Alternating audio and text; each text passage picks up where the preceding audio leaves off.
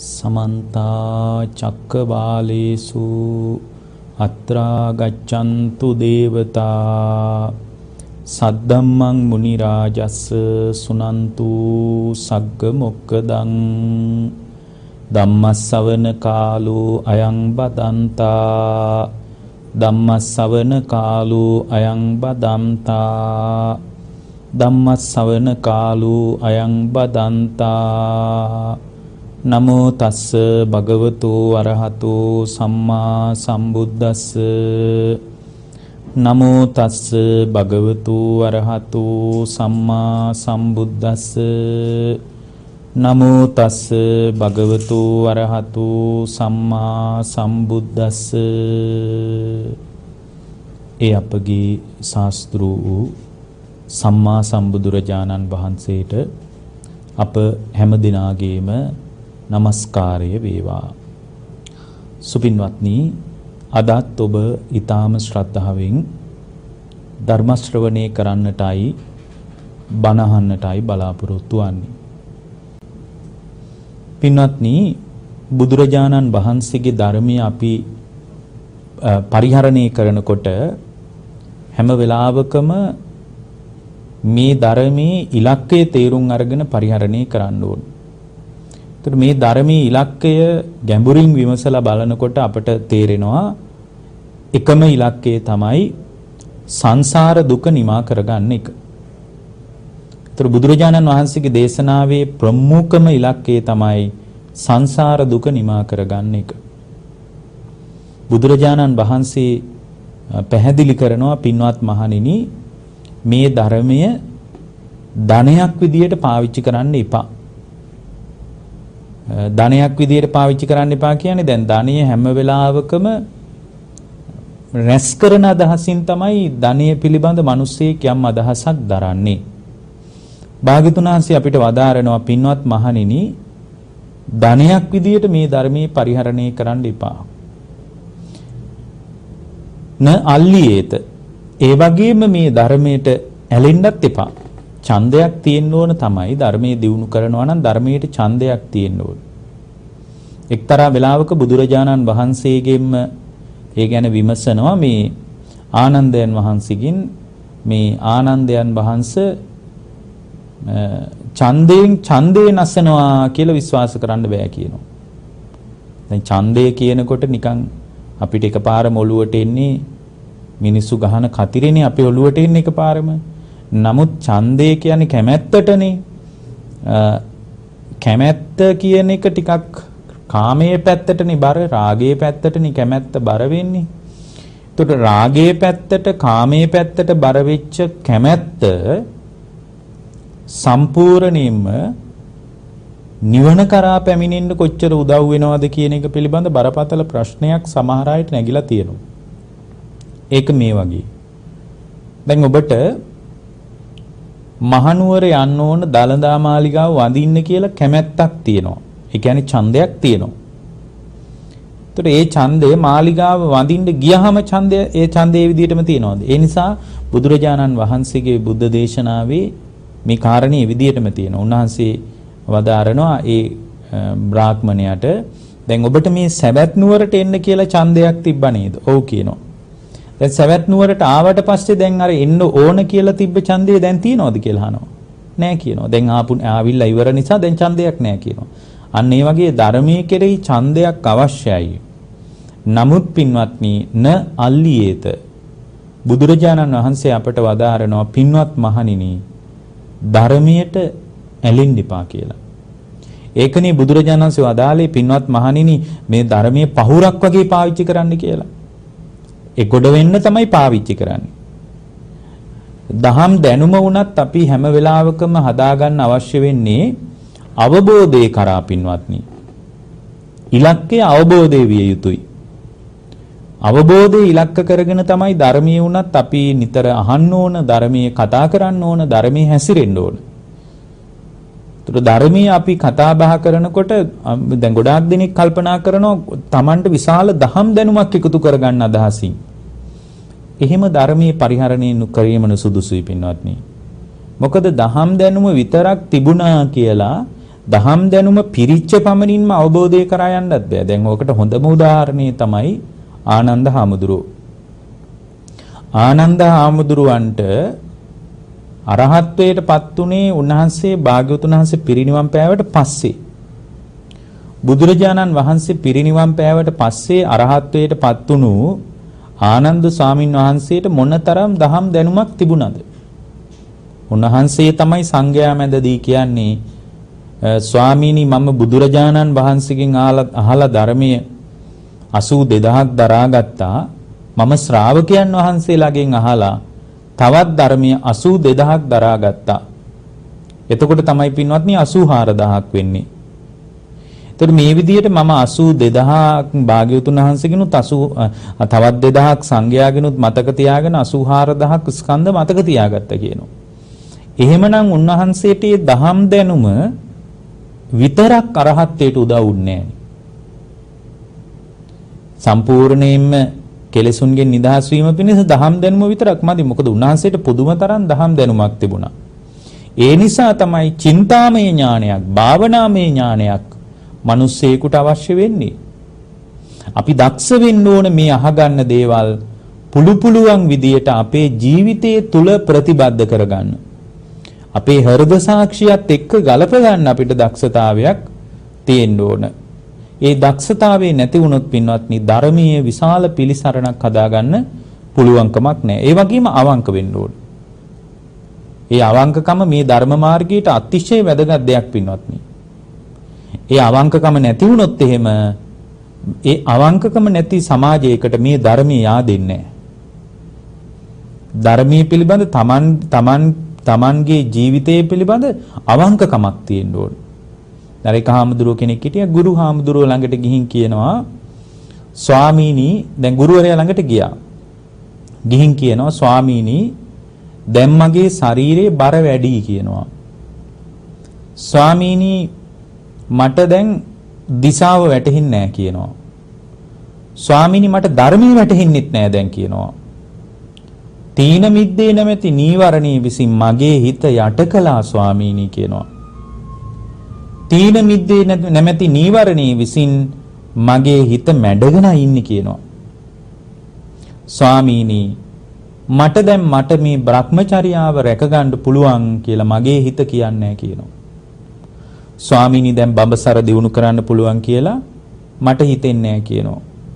මට ධර්මයේ ගැනත් ස්වාමීනි දැන් සැක පහළ වෙලා තියෙන්නේ. දැන් මේ කාටද මේ කියන්නේ? ගුරුවරයාට. දැන් ගුරුවරයාට මෙහෙම කියනකොට දැන් අද නම් ගුරුවරයාට කියයිද ওই විදියට? අද අවංක නැහැ. බරපතල විදියට ද්වේෂයේ දෝරේ ගලනවා. නමුත් අල්ප මාත්‍රයක්වත් කැළඹෙන්නේ නැහැ වගේ හඟවන්න හදනවා.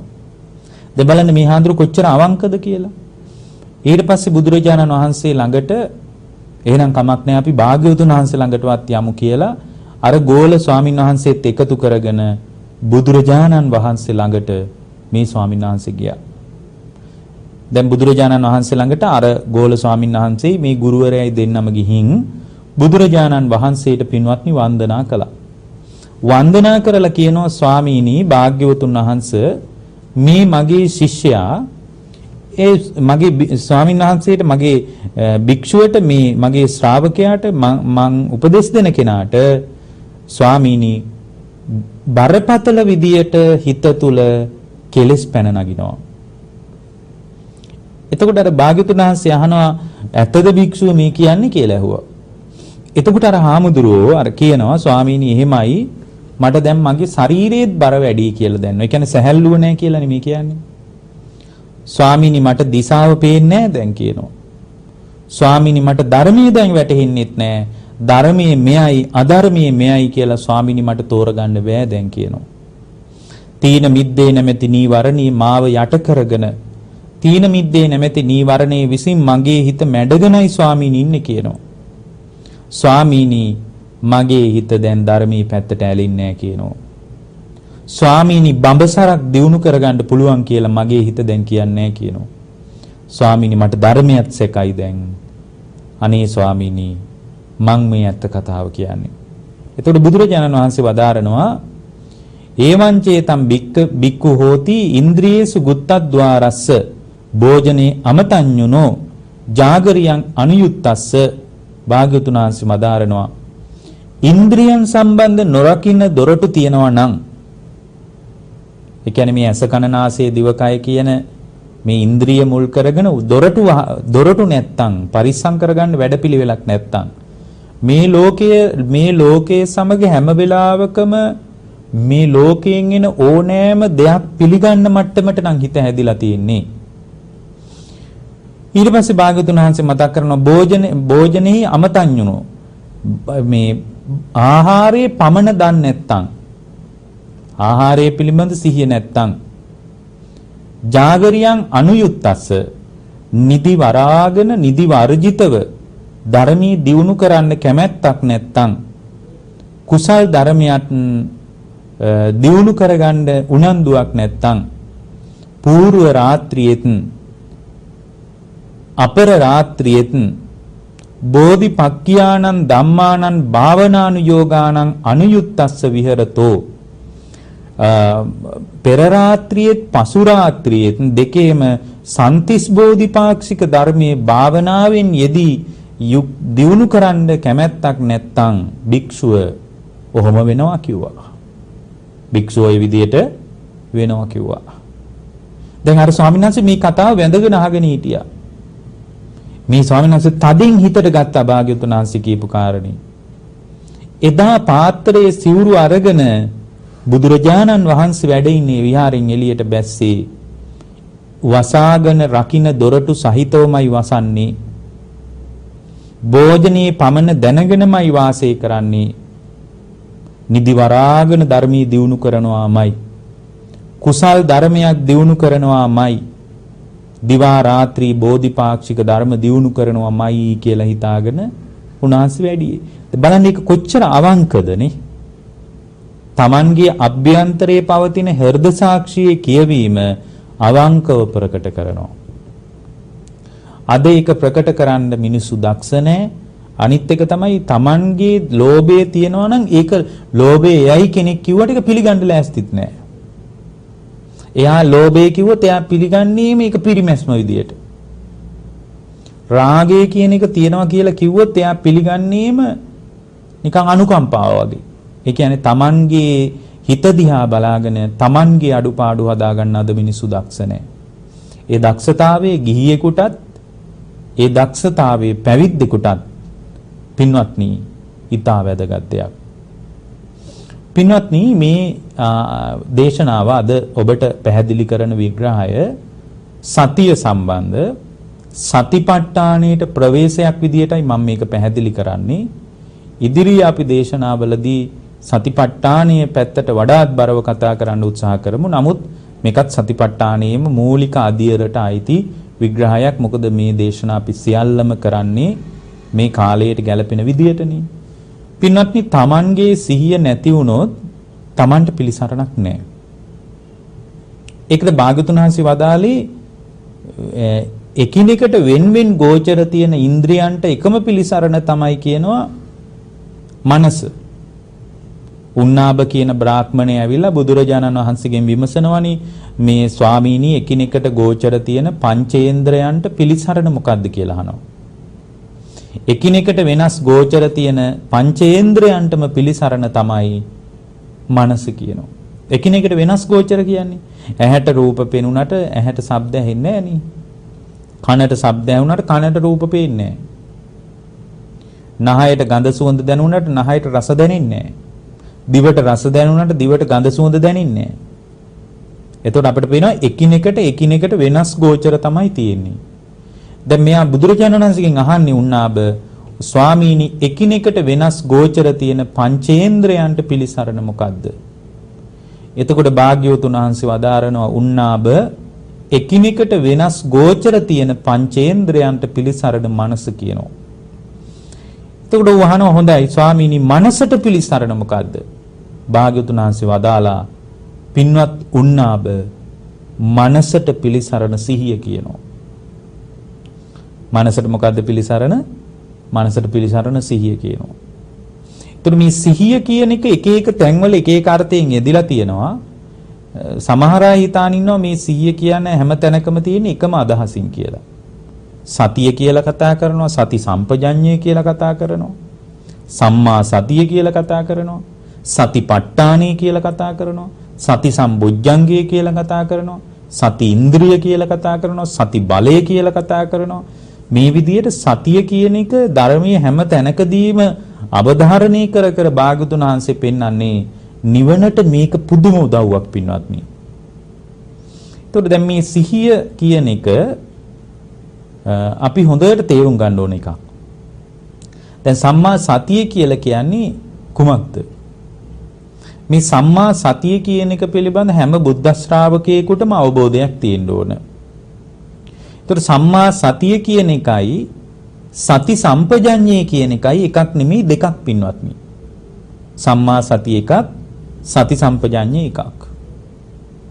ඒතකොට සති සම්පජඤ්ඤය කියලා කියන්නේ සිහි නුවණ කියන එකයි. ඒතකොට සිහි නුවණ යනකොට එනකොට කනකොට බොනකොට නානකොට අඳිනකොට පළඳිනකොට මේ හැම ඉරියව්වකදීම සතර ඉරියව් පරිහරණය කරද්දී මිනිහෙකුට සිහිය තියෙන්න ඕන. ඒකට කියන්නේ සති සම්පජඤ්ඤය කියලා. නමුත් සම්මා සතිය කියන්නේ ඒක නෙමෙයි. දැන් සම්මා සතිය කියලා එකකුත් තියෙනවා, මිච්ඡා සති කියලා එකකුත් තියෙනවා. ওই මිච්ඡා අට්ටාංගික මාර්ගයකුත් තියෙනවනේ.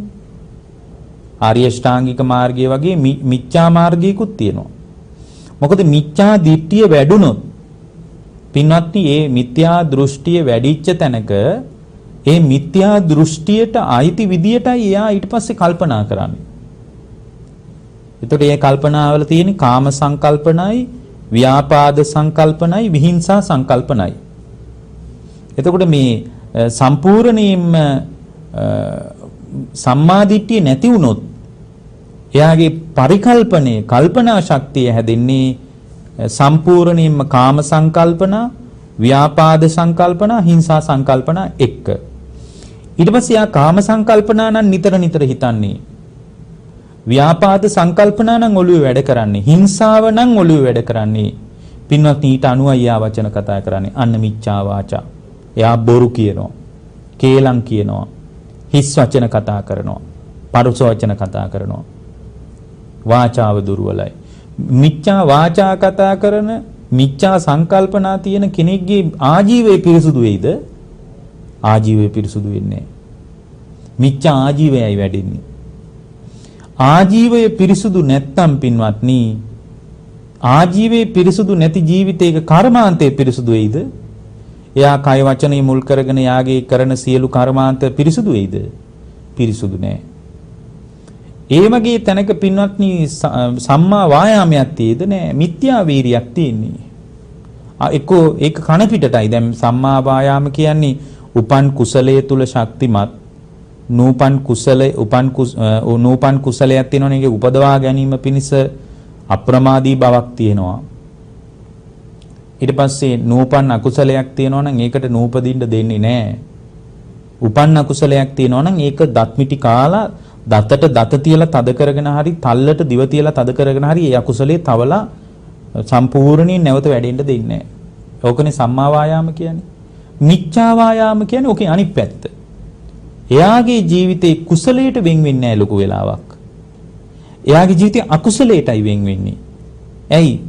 මිච්ඡා මාර්ගයක් තමයි දැන් වැඩිගෙන ආවේ. ඒතර මිච්ඡා මාර්ගයේ වැඩිගෙන එනකොට මිච්ඡා වායාම නම් තියෙන්නේ පින්වත්නි එතන නිවැරදි පැත්තට සිහිය පිහිටන්නේ නැහැ. මිච්ඡා සති. හැබැයි මේ මිච්ඡා අට්ටංගික මාර්ගය අපි මෙහෙම පැහැදිලි කරගත්තට පින්වත්නි ධර්මයෙන් බලනකොට හැම වෙලාවකම මේ සම්මා සතිය කියන එක අපේ ජීවිතයට කොයිතරම් උදව්වක්ද කියලා ඊටාම පරිස්සමෙන් අපි දැනගන්න ඕන, තේරුම් ගන්න ඕන, ඉගෙන ගන්න ඕන. මොකද මේ සතිය කියන එක නැති වුණොත් ධර්මය අල්ලන්න බෑ. සතිය නැති වුණොත් එහෙම මොකද යාගේ ඉන්ද්‍රියන්ගේ ප්‍රවේශම් වීමකුත් නැහැ, මනසේ ප්‍රවේශම් වීමකුත් නැහැ. ඒ දෙකටම පිළිසරණ වෙන්නේ සතියයි. එකයි අර චුල්ලතිස්සා කියලා භික්ෂුණියක් හිටියා.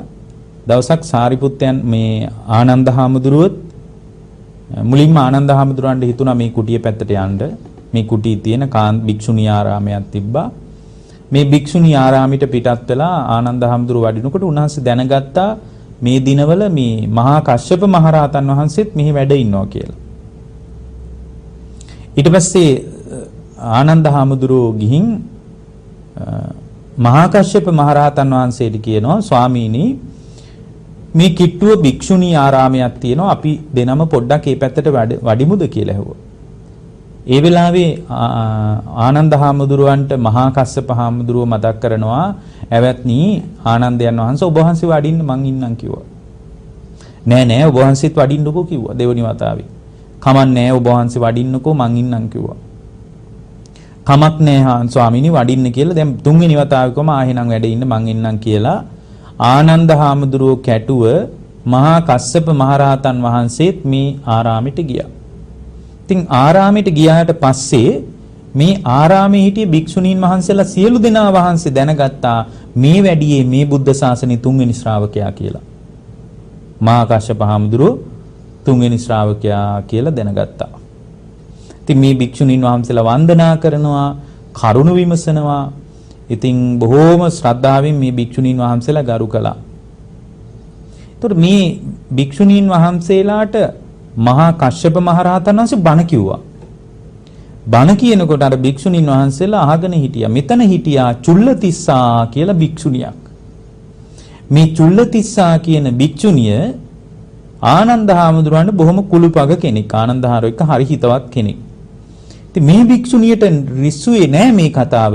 හේතුව තමයි ආනන්ද හාමුදුරුවෝ ඉද්දී මේ මහා කස්සප හාමුදුරුවෝ බණ කියනවා කියන එක පිළිබඳ අර භික්ෂුණියට වැඩි ඒක හිද්දුන්නේ නැහැ ඒ කාරණේට.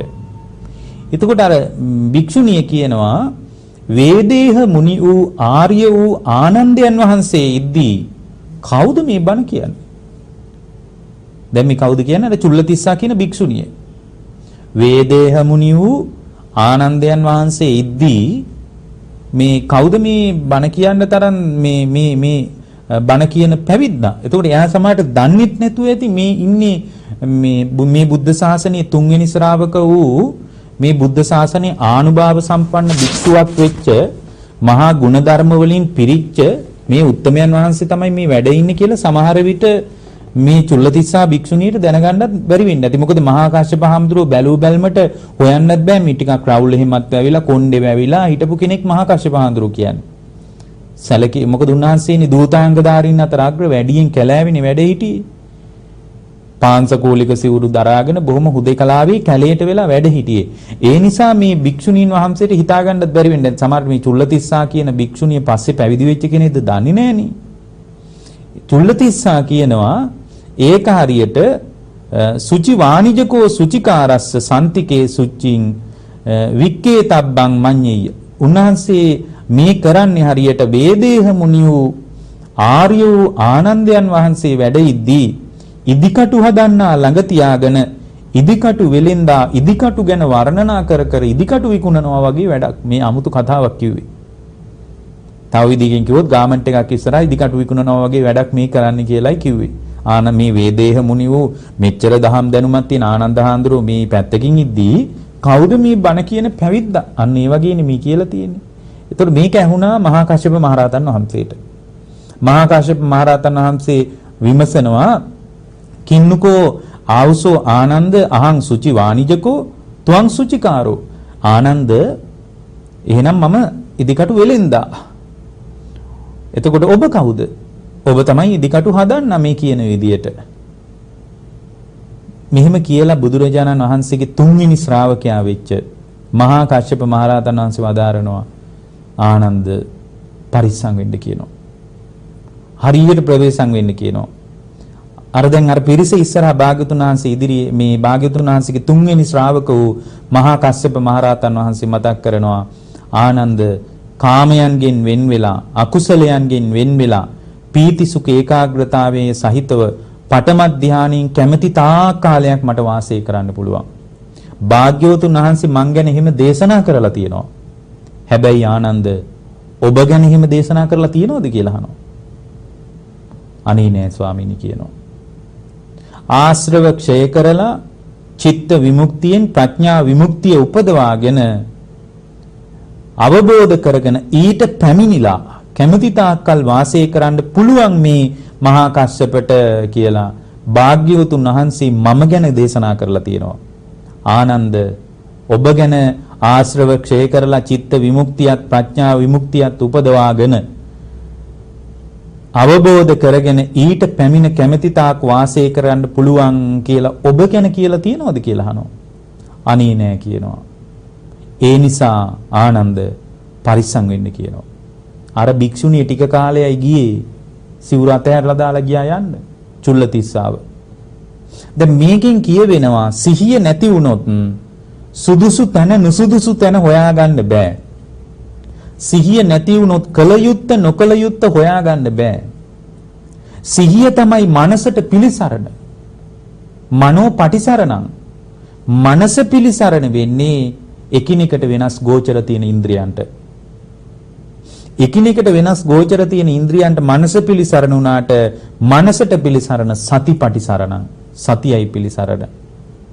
එතකොට සිහිය නැති වුණොත් එහෙම ගිහියෙක්කෝ වේවා පැවිද්දෙක්කෝ වේවා ඕනෑම කෙනෙක් කඩා වැටෙන්න පුළුවන්. අද නම් ඕනෑවටත් වඩා එක වෙන්න පුළුවන්.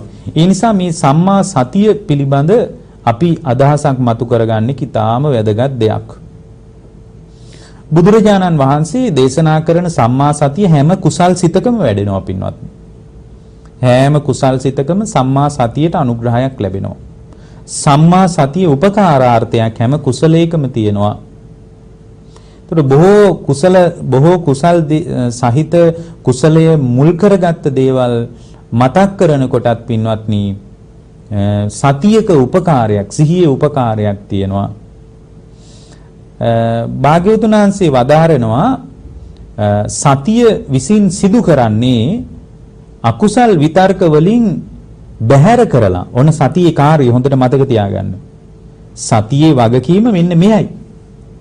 සතිය කරන්නේ අකුසල් විතර්ක වලින් හිත බැහැර කරලා සමාධිය පවත්වාගෙන යෑම පිණිස උපකාර කර ගැනීමට නැවත නැවත ක්ලේශ ධර්ම වලින් මුදා ගන්න එක තමයි සතිය කරන්නේ. මොකද්ද සතිය කරන්නේ? අකුසල් විතර්ක වලින් හිත ඈත් කරලා බැහැර කරලා සමාධියට උපකාර කර ගැනීමට නැවත නැවත ක්ලේශ ධර්ම වලින් හිත මුදා ගන්න එකයි සතිය විසින් කරන්නේ. එතකොට මේ සතිය කියන කාරණේ අපිට හරි වැදගත් දෙයක් පින්වත්නි. මේ සතිය කියන දේ අපේ ජීවිතේ නැති වුණොත් මේ සතිය අපේ ජීවිතය තුල පවත්ව ගන්න බැරි වුණොත් නිවන් මාර්ගයේ කරා යන්න පුළුවන් කමක් නැහැ. අකුසල් ධර්ම වලින් හිත මැඩගන්නේ ඒ මොහොතේ අපිට සතිය පවත්ව ගන්න බැරි වෙච්ච නිසා. ඔය සමහර අය අපිට කියන්නේ හරියට විසිරෙනවා භාවනා කරගන්න බෑ හාමුදුරුවනේ. මේ දවස්වල භාවනා කරනකොට හිත විසිරෙනවා, හිත නිද්‍රාවටපත් වෙනවා, නිින්ද යනවා, භාවනාවක් කරගන්න බෑ. ඒ කියන්නේ මොකද්ද? සම්මා සතිය නෑ කියන එකයි ඒ කියන්නේ. එතකොට අකුසල් විතර්ක හිතට හැම වෙලාවකම එනවනම් එතනත් සම්මා සතිය නෑ කියන එකයි. සම්මා දිට්ඨිය පිණිස ආර්ය අෂ්ටාංගික මාර්ගයේ වටයක් විදියට තෝරගනිද්දී සම්මා දිට්ඨිය පිණිස තමයි පින්වත්නි යට ඉඳලා උදව් කරන කාරණා තුනක් තියෙනවා. පහළ ඉඳලා උදව් කරන කාරණා තුනක් තියෙනවා. මොනවද ඒ කාරණා තුන? සම්මා සතිය, සම්මා සමාධිය, සම්මා වායාමය. මෙන්න මේ තුන තමයි සම්මා දිට්ඨිය පිණිස තල්ලුව හදලා දෙන්නේ. අපි සම්මා දිට්ඨි සම්මා සංකප්ප වශයෙන් කතා කළාට මහා චත්තාරීසක සූත්‍රයේ වැනි සූත්‍ර ගැඹුරින් හදාරනකොට තේරෙනවා සම්මා දිට්ඨිය කියන தত্ত্বය හදාගන්න තමයි සම්මා දිට්ඨිය හදා ගැනීම පිණිස තමයි සම්මා සතියෙනුයි සම්මා සමාධියෙනුයි සම්මා වායාමයෙනුයි තල්ලුව දෙන්නේ. එතකොට ඒ තුන තමයි වැදගත්ම තුන ආර්ය අෂ්ටාංගික මාර්ගයේ. ඉතුරු ඒවා වැදගත් නැහැ කියලා කියනව නෙමෙයි. ඉතුරු අංග දුර ඉඳලා තමයි ආර්ය අෂ්ටාංගික මාර්ගයෙන් තල්ලුව දෙන්නේ. ඉතුරු අංග වලිනුත් උපකාරයක් තියෙනවා. ඉතුරු අංග වලින් උදව්ව හම්බ වෙන්නේ දුර ඉඳලා පින්වත්නි. දුර ඉඳලා ඒකට තල්ලුව ලැබෙන්නේ. මේ සිතට নানা ආකාර සිතුවිලි ගලාගෙන එනකොට ඒක නතර කරලා දාන්නේ සම්මා සතිය තුලින්. ඔක ලස්සන දේශනාවක් තියෙනවා අජිත සූත්‍රය කියලා. අජිත සූත්‍රයේ බුදුරජාණන් වහන්සේ ළඟට ඇවිල්ලා විමසනවා මේ ලියවැල් ගලනවා, සිතුවිලි ගලනවා, නවත්තන්නේ කොහොමද? එහෙමයි අජිත අහන්නේ. ඇස තුලින් සිතුවිලි ගලනවා, කන තුලින් සිතුවිලි ගලනවා, නාසය තුලින් සිතුවිලි ගලනවා, දිව තුලින් සිතුවිලි ගලනවා. මේ සිතුවිලි ගලන එක නවත්තන්නේ කොහොමද? මේ තව විදිහකින් කිව්වොත් මේ ඇස කන නාසය දිව කය මනස තුලින් සිතුවිලි ගලනවා අත්දකින්න ලෝකයේ තුල කොහොමද මේ හිත සංවර කරගන්නේ? ඒකයි මේ අහන්නේ. යානි සෝතානි ලෝකස්මි සතිතේ සංනිවාරණං. සිතුවිලි ගලන එක නතර කරන්න තියෙන්නේ සතිය තුලින්. එතකොට සතිය දියුණු කළොත් තමයි පින්වත්නි එතන සමාධිය උපදින්නේ. සතියක් නැති තැනක සමාධියක් නැහැ. එතකොට සතියක් නැති තැනක සමාධියක් දියුණු කරනවා කියලා කවුරු හරි කියනවා නම් ඒක කරගන්න බැරි දෙයක්.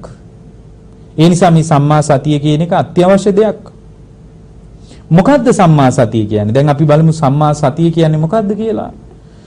කතමාච භික්කවේ සම්මා සති. මොකද්ද සම්මා සතිය කියලා කියන්නේ? ඉද භික්කවේ භික්ඛු කායේ කායානුපස්සී විහෙරති ආතාපි සම්පජානෝ සතිමා විනය්‍ය ලෝකේ අවිජ්ජා දෝමනස්සං. සම්මා සතිය කියන්නේ ඕනෝකයි. වේදනානුපස්සී විහෙරති ආතාපි සම්පජානෝ සතිමා විනය්‍ය ලෝකේ අවිජ්ජා දෝමනස්සං. ඔන්න සතිය තෝරන විදිය. චිත්තේ චිත්තානුපස්සී විහෙරති ආතාපි සම්පජානෝ සතිමා විනය්‍ය ලෝකේ අවිජ්ජා දෝමනස්සං. ධම්මේසු ධම්මානුපස්සී විහෙරති ආතාපි සම්පජානෝ සතිමා විනය්‍ය ලෝකේ අවිජ්ජා දෝමනස්සං. අයං උච්චති භික්කවේ සම්මා සති. බලන්න සම්මා සතිය තෝරපු විදිය. මේ සතර සතිපට්ඨානය ප්‍රගුණ වීම තමයි සම්මා සතිය කියලා කියන්නේ. එහෙමනම් ආර්ය අෂ්ටාංගික මාර්ගය සම්මා සතිය කියන්නේ සම්පූර්ණයෙන්ම සතිපට්ඨානෙ මුල් කරගත් එකක්. එහෙමනම් ආර්ය අෂ්ටාංගික මාර්ගය නිවන් මාර්ගයේ අපේක්ෂා කරන විමුක්තිගාමී ශ්‍රාවකෙක් අනිවාර්යෙන් වඩන්න ඕන දෙයක්.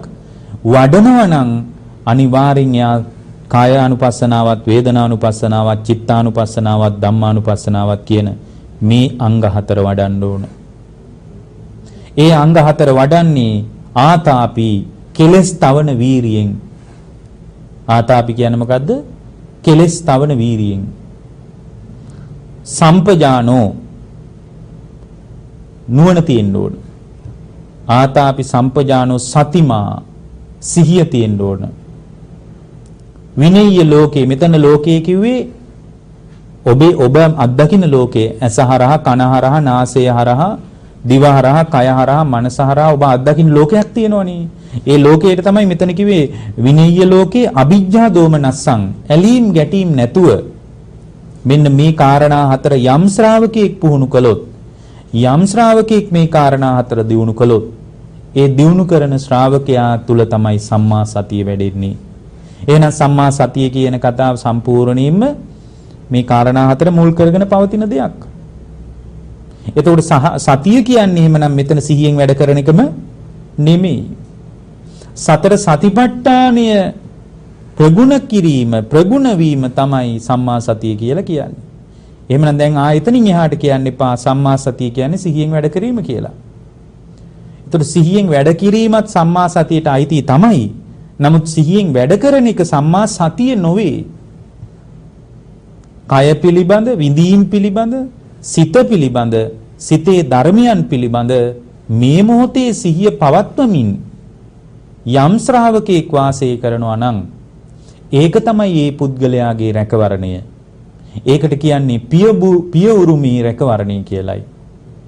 පින්වත්නි, යම් කෙනෙක් මේ සම්මා සතිය තිබ්බොත් ඒ සම්මා සතිය තුල තමයි මේ ශ්‍රාවකයාට ආරක්ෂාව හැදෙන්නේ. සම්මා සතිය නැති තැනක ආරක්ෂාවක් හැදෙන්නේ නැහැ.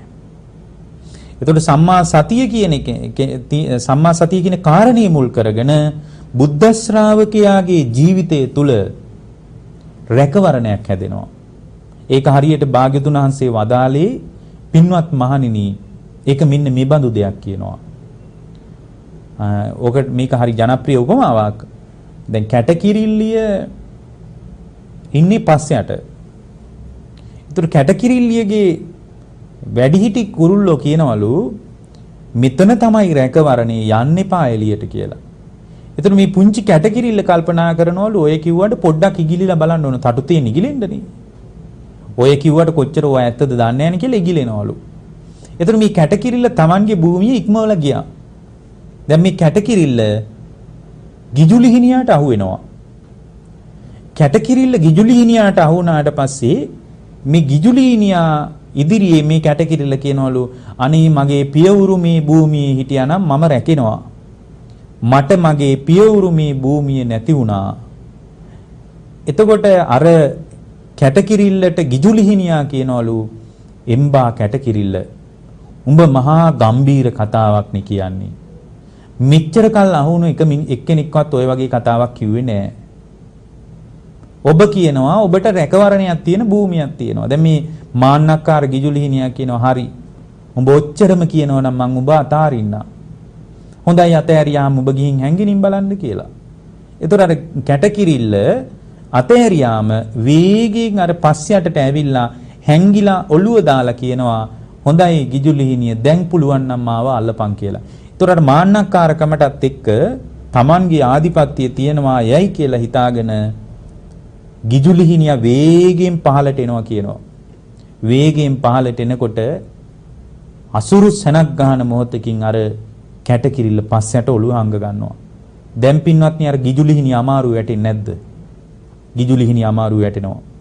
අන්න ඒ වගේ භාග්‍යතුන් වහන්සේ මේ උපමාව බොහොම ජනප්‍රිය උපමාවක්. උන්වහන්සේ වදාරනවා අන්න ඒ වගේ සතිපට්ඨානිය තිබුණොත් ඒ කියන්නේ කායානුපස්සනාවත් ඒ කියන්නේ කය පිළිබඳව සිහියත් කෙටියෙන් කිව්වොත් මේවා වෙන වෙනම තෝරගන්න ඕන දේවල් ටිකක් විඳීම් පිළිබඳව සිහියත් හිත පිළිබඳව සිහියත් හිතේ ඇතිවෙන නානාවිද ධර්මයන් පිළිබඳව සිහියත් මේ මොහොතේ පවත්වන එකට තමයි සම්මා සතිය කියලා කියන්නේ. ඒතකොට මේ මොහොතේ කය පිළිබඳ සිහිය පවත්වන විදිය පිළිබඳ භාග්‍යතුන් වහන්සේ අපට ක්‍රම ගණනාවක් උගන්වලා තියෙනවා. ඔය කායානුපස්සනාව වඩන ක්‍රම ගණනාවක් තියෙනවා. ආනාපාන සතිය ධාතු මනසිකාරය එහෙමත් කායානුපස්සනාවට තමයි අයිති. ඒ කායානුපස්සනාව කය පිළිබඳ මේ මොහොතේ සිහිය දැන් පින්වත්නි ඇයි අපි මේ විදිහට සිහියක් පවත්වන්නේ? මේ හැම දෙයකම ඉලක්කය මොකද්ද? මේ හැම දෙයකම ඉලක්කය තමයි Tamanගේ හිතේ අකුසල් විතර්ක වැඩෙන්න ඉඩ නොදී අකුසල් විතර්ක වලින් හිත මුදවාගෙන කුසලයේ තුල හිත රඳවාගෙන හිතේ සමාධිය උපදවා ගැනීම. ඒතරක ඇයි සමාධිය උපදවගන්නේ? සමාධිය උපදවගන්නේ යථා භූත ඥානයේ පිණිස. සමාහිතෝ භික්කවේ යථා භූතම් පජානාති. සමාහිත වුණාම තමයි යථා භූත ඥානිය උපදින්නේ. සමාහිත වෙච්ච තැනක තමයි යථා භූත ඥානිය පහළ වෙන්නේ. හිත සමාහිත වෙලා නැත්තම් එතන යථා භූත ඥානයක් උපදින්නේ නැහැ. මේ Tamanගේ පංචස්කන්ධ ලෝකයේ පිළිබඳ විනිවිද යන නුවණ, බාහිර පංචස්කන්ධ ලෝකයන් පිළිබඳ විනිවිද යන නුවණ, ඊට පස්සේ පින්වත්නි ආයතන පිළිබඳ නුවණ, ඊට පස්සේ පින්වත්නි මේ ස්කන්ධ පිළිබඳ නුවණ, ධාතු පිළිබඳ නුවණ, පටිච්ච සමුප්පාද ධර්මීය පිළිබඳ නුවණ, මෙන්න මේ නුවණ පිණිස තමයි මේ විනිවිද යන නුවණ හදාගන්න තමයි සමාධිය උපදවා ගන්න. මොකද සමාධියට පත්වෙච්ච කෙනෙක් තමයි ලෝකේ ඇත්ත කතාව තේරුම් ගන්නේ. මේ පවතින අපි හිතන ලෝකේ, අපි මවාගත්ත ලෝකේ, අපි ප්‍රාර්ථනා කරන ලෝකේ ඇත්ත ලෝකේ නෙමෙයි පින්වත්නි. අපි ප්‍රාර්ථනා කරන්නේ ඇත්ත ලෝකේ නෙමෙයි. අපි ප්‍රාර්ථනා කරන ලෝකේ ඇත්තම ලෝකේ නම් මේ බඳු ධර්මයක අපිට උදව්වක් නැහැ. වැඩක් නැහැ මෙහෙම ධර්මයක් මොකටද? දැන් සමහර අය කියනවා කොයි වෙලාවෙත් ජරා මරණ ගැන කියනවා. හාඳුරුරුන්ට වෙන දෙයක් නැද්ද කියන්න කියලා අහනවා. ජරා මරණ වලින් පිරිච්ච ලෝකයක ජරා මරණ විනා මොනව කතා කරන්නද පින්වත්නි? ජරාවටපත් වීම, මරණයටපත් වීම ලෝකයේ පුද්ගලයාට වටකොට පහර දෙන ලෝකයක ඒක ගැන කතා කරනවා විනා මොනවද පින්වත්නි මේ ලෝකේ වෙන කතා කරන්න තියෙන්නේ? දුක මත පිහිටිය ලෝකයක හැම තැනකම බලන තැන දුක නම් ලුහු බඳින්නේ. සෙනෙහසයයි බොහොම ලෙන්ගතුකම් පාගෙන ලෝකයේත් එක්ක ගනුදෙනු කරාට සෙනෙහස පිටිපස්සෙන් හෙවණැල්ලක් වගේ දුක ලුහු බඳිනවා නම් ඒක ලෝකයේ ඇත්ත කතාව නම් ලෝකේ යථාර්ථය එහෙම එකක් නම් ඒ යථාර්ථේ කතා කරනවා විනා වෙන මොනවා කතා කරන්නද? එතකොට මේ සම්මා සතිය උදව් කරගන්නේ පින්වත්නි යථාභූත ඥානෙටයි. සම්මා සතියෙන් තල්ලුව හදාගන්නේ යථාභූත ඥානෙටයි. එතකොට සම්මා සතිය නිසා සම්මා සමාධිය උපකාර වෙනවා. මොකද සතිය අකුසල් විතර්ක වලට ඉන්න නොදී නැවත නැවත කුසල් සිත් මතම හිත පිහිටවමින් හිත සමාහිත කරගන්න තමයි සතිය තුලින් ක්ලේශ ධර්ම වලින් හිත මුදා ගන්න එක තමයි සතිය කරන්නේ. එතකොට ඒක කරනකොට ඒකට සම්මා වායාමයේ තියෙන්න ඕනද නැද්ද? ඒකට සම්මා වායාමයේ තියෙන්න ඕන දෙයක්. සම්මා වායාමයේ නැත්තම් ඒක කරගන්න බෑ. එතකොට සම්මා වායාමයේ තියෙන්න ඕන. ඒකයි මම කිව්වේ සම්මා වායාමයේ සම්මා සතියයි නිසා සම්මා සමාධිය උපදිනවා. හිත සමාහිත වෙනවා. ඒ සමාහිත වෙච්ච තැනක තමයි ලෝකේ යථාභූත ඥානය උපදින්නේ. ඒ නිසා ලෝකේ යථාභූත ඥානයේ පිනිස අපේ ආධ්‍යාත්මික ප්‍රවේශයට සම්මා සතිය උදව්වක් පින්වත්නි. එතකොට මේ සම්මා සතිය විසින් ඒ සම්මා සතිය මුල් කරගෙන ඒ ශ්‍රාවකයා තුල සමාධිය උපදිනකොට සමාධි භාවනා වගේ සූත්‍ර බලන්න. ඒ සමාධිය තුලින් යථාභූත ඥානයයි උපදවගන්නේ. එතකොට යථාභූත ඥානයේ පිනිස එයා හිත සමාධිය තුලින් වඩනවා. ඒ භාග්‍යතුන් වහන්සේ වදාරනවා මේ කායානුපස්සනාව පිළිබඳ සිහිය පවත්වන ශ්‍රාවකෙක්. කායානුපස්සනා කියලා කියන්නේ කය අනුපස්සනා කරනවා කියලානේ. ඒ කය අනුපස්සනා කරනවා කියන එක කෙටියෙන්ම කිව්වොත් වෙන මොකුත් නෙමෙයි. කයේ නියම తত্ত্বය තේරුම් ගනිමින් සියුම්ම දකින්න කයේ ඇත්ත කතාව. මේ කය පිළිබඳ සියුම්ම දකින්න. කය ඒකනේ ඔය කායානුපස්සනාව වඩනකොට ධාතු වශයෙන් බෙදලා වඩනවා. ඊට පස්සේ දෙතිස් කුණප කොටස් විදියට වඩනවා. ධාතු මනසිකාරයක් විදියට වඩනවා. ආනාපාන සතිය විදියට වඩනවා. මේ හැම එකකින්ම මොකද්ද කරන්නේ? කයේ නියම தත්ත්වය තේරුම් ගන්නයි මේක කරන්නේ. කයේ දැන් ওই බෙද බෙදා බලන්නේ ඒකනේ. දෙතිස් කුණප කොටස් වලට බෙදන්නේ ඇයි? කෙස් ලොම් නිය දත් සම කියලා බෙදන්නේ ඇයි? සත්වයක් පුද්ගලයෙක් නෑ. මම මගේ ආත්මීය වශයෙන් ග්‍රහණය කරගත්තට සැබෑවටම මම වශයෙන්, සැබෑවටම මගේ වශයෙන්, සැබෑවටම මගේ ආත්මීය වශයෙන් මේ කයේ මොකද්ද අල්ලන්න තියෙන්නේ? කොයි කෑල්ලද අල්ල ගන්න පුළුවන්? මේ කෑල්ල තමයි මම කියන්නේ.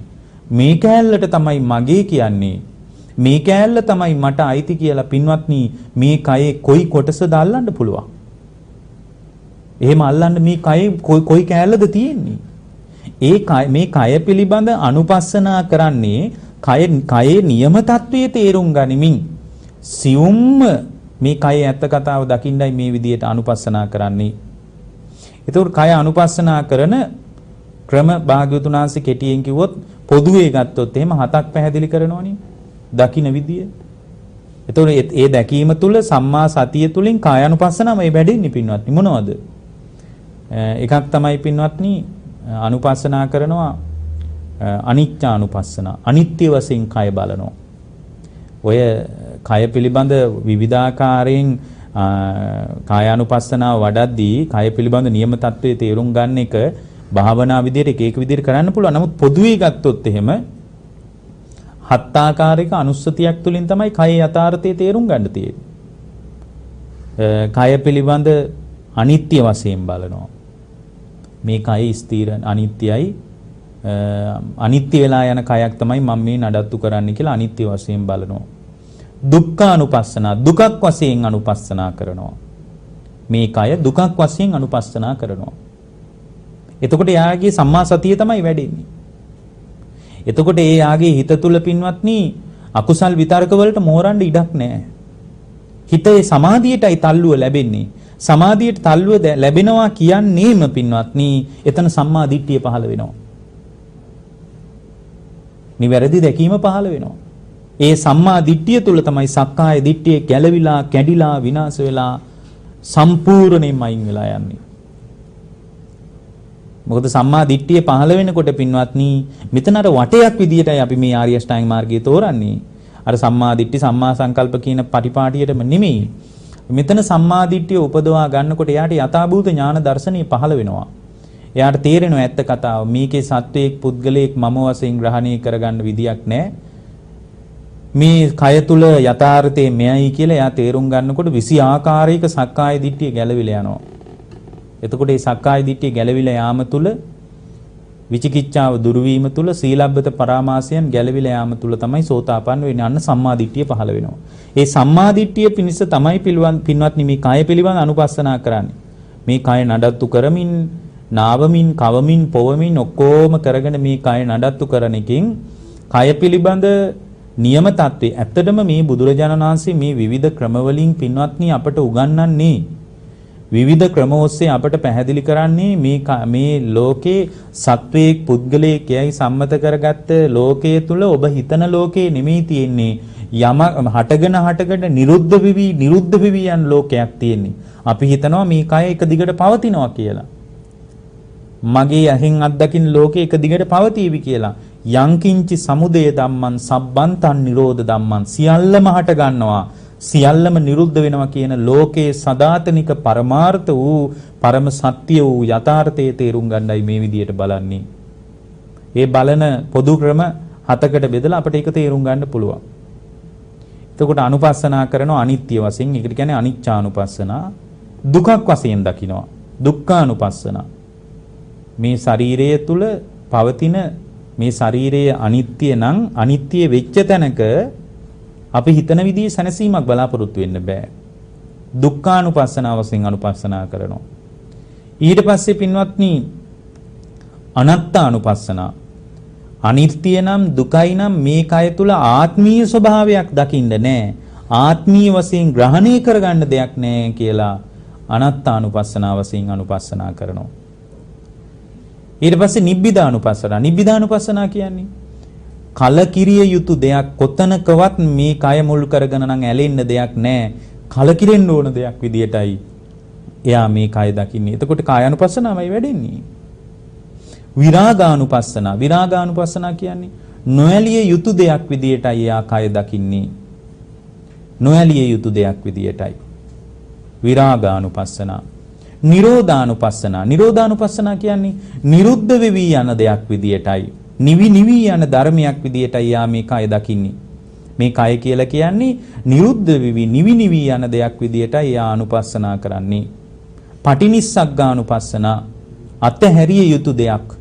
කොතනකවත් අල්ලාගත යුතු දෙයක් නන්නේ. අතහැරිය යුතු දෙයක් විදියටයි දකින්නේ. මෙන්න මේ විදියට යම් ශ්‍රාවකෙක් දකින්නකොට යාගේ සම්මා සතියයි වැඩෙන්නේ.